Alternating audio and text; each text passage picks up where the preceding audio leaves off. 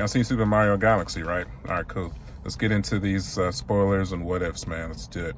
First of all, Princess Daisy. Yeah, we're starting off big, man. So, as we know that Peach and Rosalina got revealed to be sisters in Super Mario Galaxy. Oh, spoilers. Told you, we're starting off big here. So, what's going to be the next phase for the sequel to Super Mario Galaxy? Is it going to be a Super Mario Brothers 3, Super Mario Galaxy 2? Is it going to be Super Mario Odyssey? Or is it going to be Super Mario Wonder, the movie? Is it going to be revealed that Daisy is going to be also a long-lost sister to Peach and Rosalina? Or is he going to be a distant cousin? Is this going to be a random princess? Is going to be, I don't know, a friend of Peach, that a long-lost friend that she just hasn't spoken to in years? I'm so curious. Because I feel like Daisy looks more like Peach than Rosalina does. They all kind of favor each other, if I'm being completely honest. So I'm very curious on what story wave they're gonna go with. I think it'd be cool if once they find Daisy, Peach and Rosalina and Daisy get reunited, then, you know, maybe the journey of this movie is for them to find their parents, maybe. Because I don't think they were just created by Stardust. I mean, somebody had to formulate the Stardust to create them. So I think we might get an original character after, you know, Daisy reunites with Rosalina and Peach. And I think for the third one, I think the core basis of the story is we find out who Peach and Daisy's parents are. I feel like that would be cool. That might piss off a lot of the Mario enthusiasts there, because I mean, we've never gotten, I think we've gotten like an old school King Toadstool like back in the 80s, early 90s, but that was never really expanded upon after the 64 era. So I think it would be cool maybe to go back to that, to kind of get a history lesson of the Toadstool family, even though Peach has never been called Princess Toadstool and this line of movies. But I think it would be cool to get like a name and like a heritage for Peach and Rosalina and Daisy. At least that would be interested, at least I would be interested in that lingo of Mario, you know, history and lore for sure.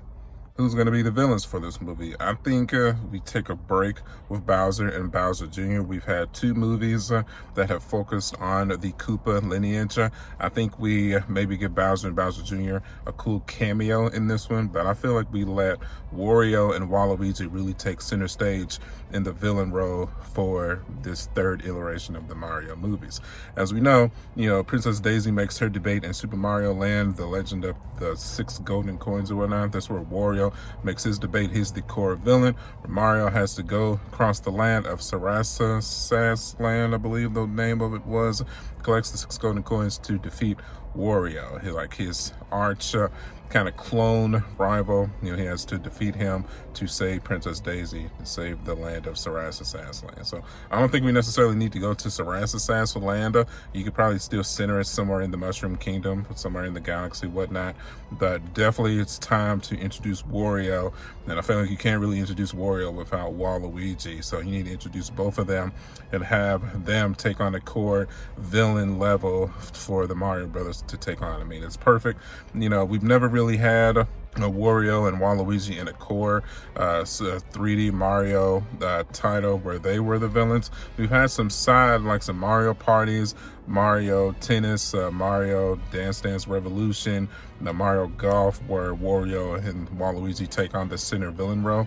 We've never had them take on the core villain role in a main Mario title, except, you know, back in the, you know, early 80s and 90s days. So it would be cool for them to try to change it up a little bit. It's kind of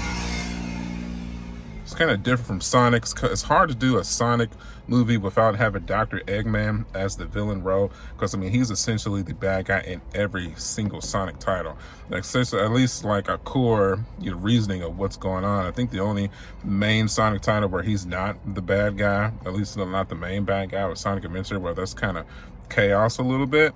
But you know, I feel like, you know, with Mario, you have so many core characters that you can kind of focus on with Mario. I feel like, you know, Wario is a strong enough protagonist and antagonist to really take on that center role for sure. Kind of like how Shadow kind of took on the antagonist role for Sonic 3, and Knuckles was kind of the antagonist with Sonic 2, with, you know, with Dr. Eggman still being the main villain. You can maybe kind of do the same thing here, where, you know, it's essentially Wario Wario and Mario fighting throughout the entire movie, but maybe have Bowser come in and be the main villain at the very end. So maybe they can team up, take them out together. Or I don't know if I really like that, to be completely honest, because it's not really a time where Wario turns on Bowser. It's not really a time where Wario would turn on Bowser. You still need to keep, Wario being like an antagonist. Also, shout out Nintendo for having this Notorious B.I.G. cameo with Yoshi's introduction, the movie of how he made his way to the Mushroom Kingdom. That was epic. Gotta love that. There was so much to talk about in the original review. I was like 25 minutes in, I just couldn't fit it in. So that's why we're fitting it in here. That was perfection. Thank you, Nintendo. Shigeru Miyamoto for that. Also, let's not forget that Little Mac cameo that made its appearance as he was running through training in his pink jumpsuit on the bike with Doc. Super cool as well, man. But I did mention this in the previous review. It's kind of established that, Peach and Mario will never or should not be in an established relationship.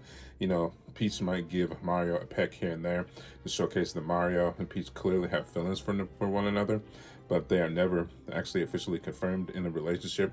Super Mario Odyssey kind of proved this to us. And like I said, I think the movie franchise should follow suit. Mario is Peach's protector, so on and so forth. Even though in this movie franchise or movieverse, Peach really doesn't need a protector per se.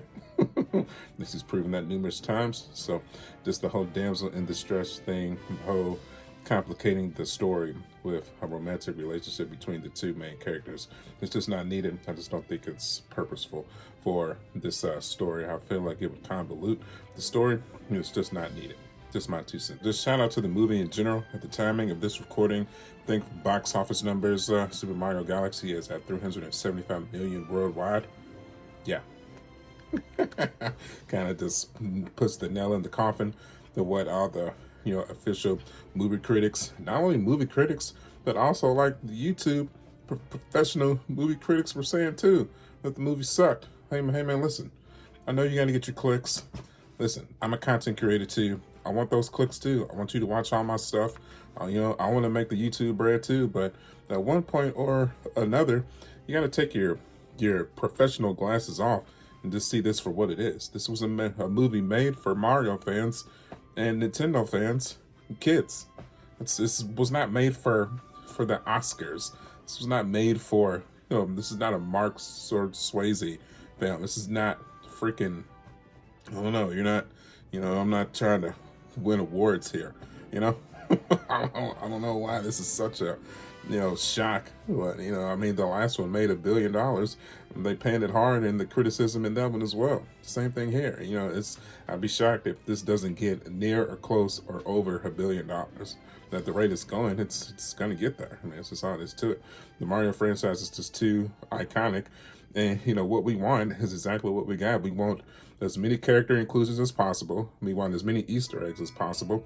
We want the typical, Bowser versus Mario storyline with Peach and Luigi, and Rosalina, and Fox McCloud is there as well. Oh yeah, funny story about Fox McCloud.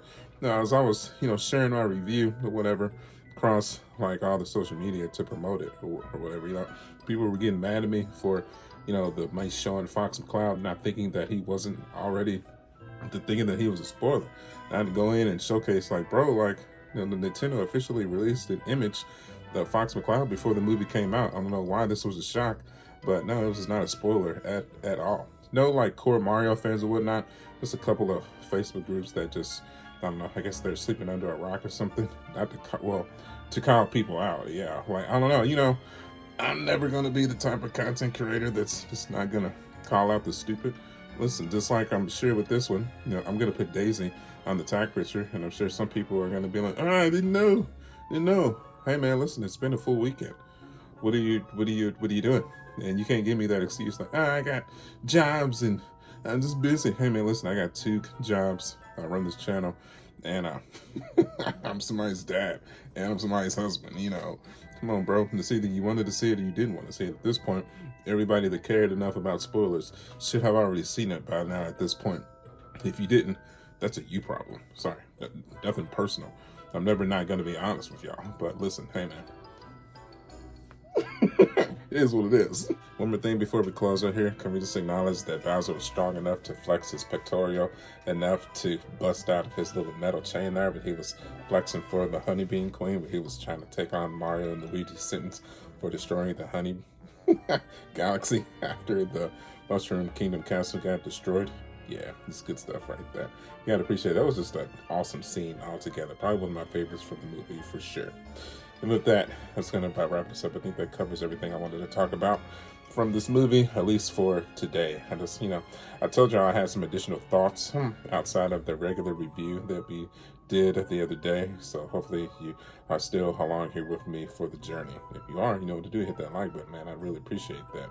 If you are enjoying all this Mario content, you know you're in the right place. I've been a fan of this franchise since I was a 5-year-old boy. That was well over 33 years now. I mean, even though Mario is at its 40th anniversary, I've been here for the vast majority of it. And I have no plans on leaving anytime soon, especially if they keep making video games, movies, and just, I kind of want a TV show. I mean, I wouldn't mind seeing a Donkey Kong TV show, maybe even a Rosalina TV show. I feel like that'd be cool too. I'd watch it. I wonder if Brie Larson would be up for that. What do y'all think, man? Let me know what y'all want for this series in the future in the comment section below. I'd really appreciate that. Don't be afraid to say anything, just as long as it's, well thought out and not dumb. I'll hear you out. I mean, if you've been with my channel for a long time, you know that I really don't tolerate stupid comments either. I mean, if they're well thought out and you want to have a conversation, cool.